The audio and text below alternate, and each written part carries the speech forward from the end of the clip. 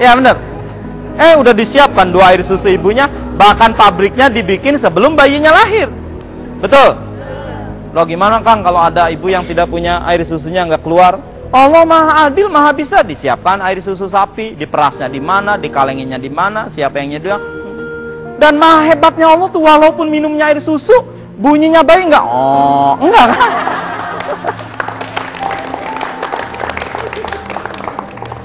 Pengen banyak rezekinya nggak? Kalau pengen banyak rezekinya, nanamnya harus banyak. Betul? Yakin itu? Nah kita kan pengen banyak rezeki. Jumatan, kantongnya ada 11.000, 10.000 sama ribuan.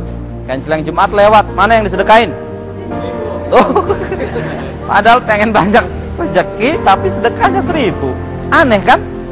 Ya itu dia, makanya kita tuh jadi nggak pantas. Maka tugas kita mah adalah memantaskan diri jadi orang yang layak diberi kekayaan, layak diberi kehebatan, layak diberi rezeki lebih banyak.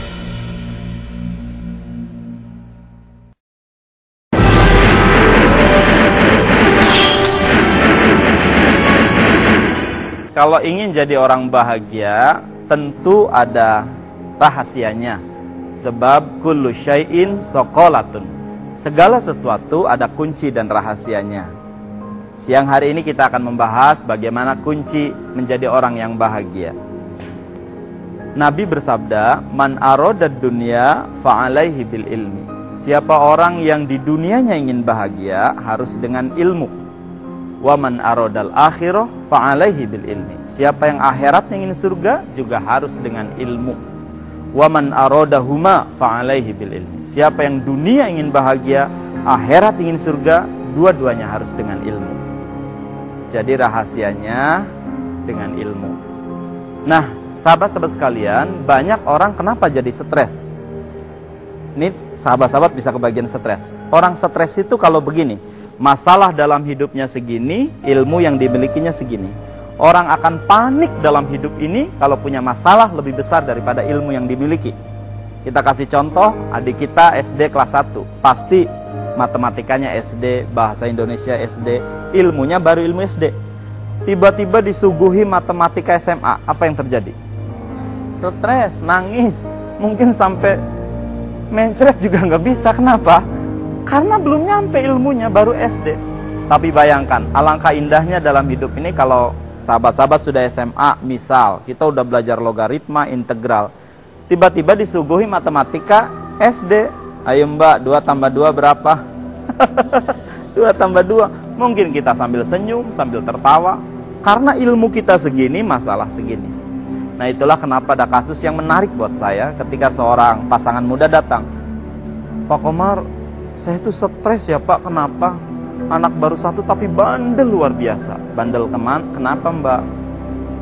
Dia umurnya baru 3 tahun, tapi kok kalau mau mandi lama, kejar-kejaran ke kamar mandi, kadang lari ke tetangga.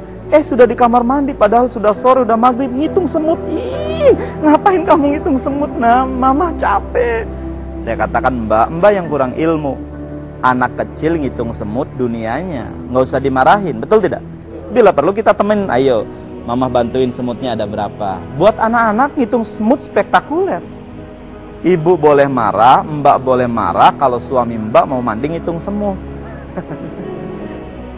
Bapak teh, kenapa ngitung semut? Artinya apa? Ya kita harus proporsional dong. Anak kita 4 tahun mecahin piring, kelomprang, piring 10.000. Banyak ibu yang emosional. Kamu nih kemarin mangkok gelas dijewer, sehingga anak sakit, membengkak.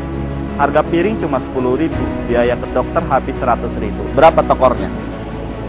110.000. Kan ke dokternya 100. Ini tuh sudah pada makan belum sih? Harga piring 10.000, dokternya 100. Jadi 110.000 sudah anak sakit hati. Begitulah karena kita tidak pakai ilmu. Tapi seorang mamah yang arif, anaknya 3 tahun mecahin piring kelomprang.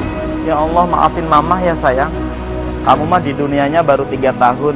Mamah yang salah, belum ngajarin pegang piring yang baik. Mah, tapi piringnya pecah mah. Gak apa-apa sayang, ini saatnya mamah ngasih rezeki pada tukang piring. Betul tidak? Kapan tukang piring dapat rezeki kalau tidak ada yang pecah? Betul? Bahkan doanya tukang piring, ya Allah, sing banyak piring yang pecah hari ini ya Allah. Boleh jadi begitu. Artinya, Enaklah hidup pakai ilmu, teman-teman. Dan termasuk sahabat-sahabat sekalian, investasi terbesar buat hidup kita adalah ilmu. Lihat ya, dengan ilmu tuh mudah sekali. Maaf nih, saya pernah sakit, ngantri di dokter. Ini untuk para dokter, maaf ya, jadi contoh, tapi contoh kebaikan. Ngantrinya 3/4 jam, diperiksa cuma 3 menit. Panas dingin. Pak Komarudin, siap. Modalnya cuma pulpen, baterai kecil, stetoskop, begitu kan? Sakit apa Pak Komar? Nggak tahu dok, saya panas dingin. Buka mulutnya, cotot, tuwil. Buka bajunya, berbaring Pak. Dah selesai. 3 menit. Saya sakit apa dok? Nggak sakit Pak Komar, kecapean, perlu istirahat. Ini surat cutinya, ini vitaminnya. Sudah dok? Udah selesai. Berapa bayarnya dok? 100.000. 100.000 3 menit. Dan kita tuh nggak ada yang berani nawar di dokter. Teman-teman pernah nawar di dokter? Yang bener aja nih dok. Masa 3 menit 100.000? Cuma dituhil-tuhil lagi. Ada yang berani? Padahal sih boleh jadi kita tuh boleh ya. Cuman rasanya saya juga nggak mungkin nawar bayar. Dokter 3 menit 100.000 Kang. Bandingkan dengan saudara kita, maaf. Apa nih? Maco dari jam 7 pagi sampai jam 4 sore dapat berapa? Tuh yang pengalaman. Berapa Pak? 50.000. Berapa jam? Jam 7 sampai jam 4 sore. 50.000 berjam-jam. Dokter 3 menit 100.000. Apa yang membedakan sahabat-sahabat sekalian? Ilmu.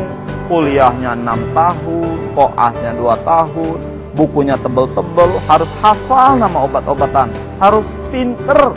Sebab kalau dokter blow on bahaya loh.